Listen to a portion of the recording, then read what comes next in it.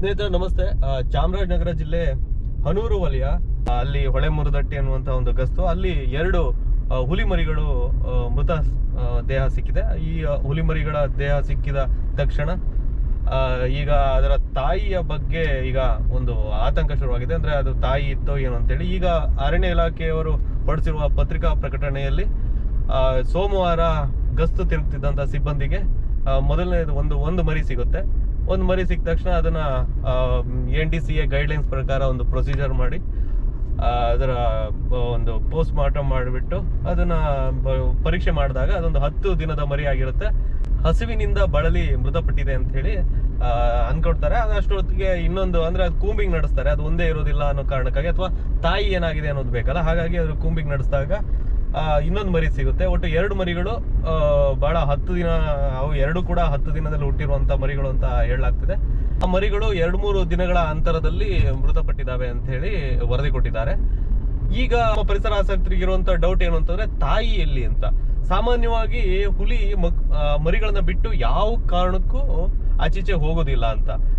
ಈಗ ನಮ್ಮ ಸ್ನೇಹಿತರು ಕೆಲವರು ಹೇಳ್ತಾ ಇದ್ರು, ಈಗ ಅರಣ್ಯ ಸಚಿವರು ಅದರ ಬಗ್ಗೆ ಕೂಲಂಕಷವಾಗಿ ತನಿಖೆ ಮಾಡೋದಕ್ಕೆ ಒಂದು ಆರ್ಡರ್ ಮಾಡಬೇಕು. ಯಾಕೆ ಅಂತಂದ್ರೆ ಸಾಮಾನ್ಯವಾಗಿ ಆ ತಾಯಿ ಹುಲಿ ಇದೆಯಲ್ಲ, ಅದು ಟೆರಿಟೋರಿಯಲ್ ಫೈಟ್ ಇರೋಕ್ಕೂ ಕಷ್ಟ. ಅದು ಅದ್ರ ಸತ್ತಿದ್ರು ಕಳೆ ಬರಬೇಕಲ್ವಾ.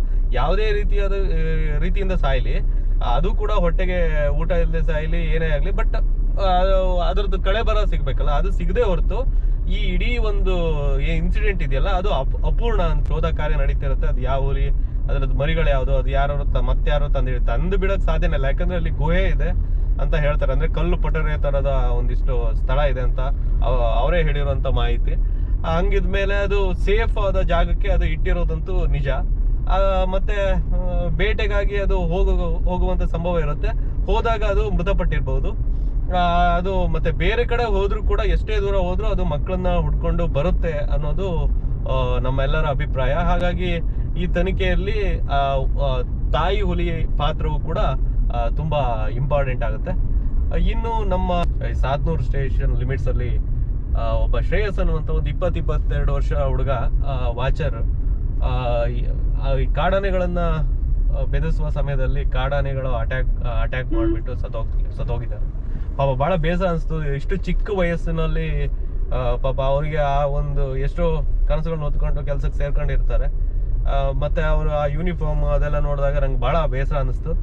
ಅರಣ್ಯ ಸಚಿವ ಈಶ್ವರ್ ಬಿ ಖಂಡ್ರೆ ಅವರು ಕೂಡ ತಕ್ಷಣಕ್ಕೆ ಪ್ರತಿಕ್ರಿಯೆ ನೀಡಿಬಿಟ್ಟು ಅವರಿಗೆ ಸೇರ್ಬೇಕಾಗಿರುವಂತ ಪರಿಹಾರ ಮೊತ್ತವನ್ನ ಮೊದಲಿಗೆ ಯಾವುದೇ ಡಿಲೇ ಇಲ್ಲದಾಗೆ ಕೊಡೋದಕ್ಕೆ ಸೂಚನೆ ಮಾಡಿದ್ದಾರೆ. ಜೊತೆಗೆ ಈ ಯಾವುದೇ ಕಂಡೀಷನ್ ಅಲ್ಲಿ ಅವರ ಫ್ಯಾಮಿಲಿ ಜೊತೆಗೆ ಇರ್ತೀನಿ ಅಂತ ಹೇಳಿದ್ದಾರೆ.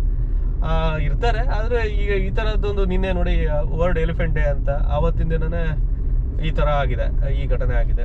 ಪದೇ ಈ ಮೈಸೂರು ಸಮೀಪದಲ್ಲಿ ಒಂದು ಕರಡಿ ದಾಳಿಗೆ ಇತ್ತೀಚೆಗೆ ಒಬ್ರು ವಾಚರ್ ಜೀವನ್ ಮರಣ ಹೋರಾಟ ಮಾಡ್ತಿದ್ದಾರೆ. ಅವ್ರು ಇನ್ನೂ ಆಸ್ಪತ್ರೆಯಲ್ಲಿ ಇದ್ದಾರೆ ಅನ್ಸುತ್ತೆ. ಅವ್ರದ್ದು ಕೂಡ ದೇಹದ ಹಲವು ಭಾಗಗಳನ್ನ ಪರಿಚಾಕ್ಬಿಟ್ಟಿತ್ತು. ಸೊ ಈ ತರ ವಾಚರ್ಸ್ಗಳ ಮೇಲೆ ಪಾಪ ಬಟ್ ಅವರಿಗೆ ಕಾಂಪನ್ಸೇಷನ್ ಇದೆ. ಅವರಿಗೆ ನನಗೆ ಗೊತ್ತಿರೋಂಗೆ 15-20 ಲಕ್ಷ ರೂಪಾಯಿ ಏನೋ ಆನ್ ಡ್ಯೂಟಿ ಕಾಂಪನ್ಸೇಷನ್ ಅಂತಿದೆ. ಬಟ್ ಏನೇ ಮಾಡಿದ್ರು ಕೂಡ ಜೀವ ಅಮೂಲ್ಯನೇ, ಅದು ಯಾರು ಕೂಡ ತಂದ್ಕೊಡಕ್ ಆಗೋದಿಲ್ಲ. ಇಂಥ ಸಮಯದಲ್ಲಿ ನಾವು ಅವರ ಕೆಲಸವನ್ನ ಕೂಡ ನೆನೆಬೇಕು. ಗ್ರೌಂಡ್ ಅಲ್ಲಿ ಇರುವಂತ ಸಿಬ್ಬಂದಿ ಇವರಿಗೆ ಈ ತರ ಆದಾಗ ನಿಜಕ್ಕೂ ಬೇಜಾರು ಅನ್ಸುತ್ತೆ. Thank you.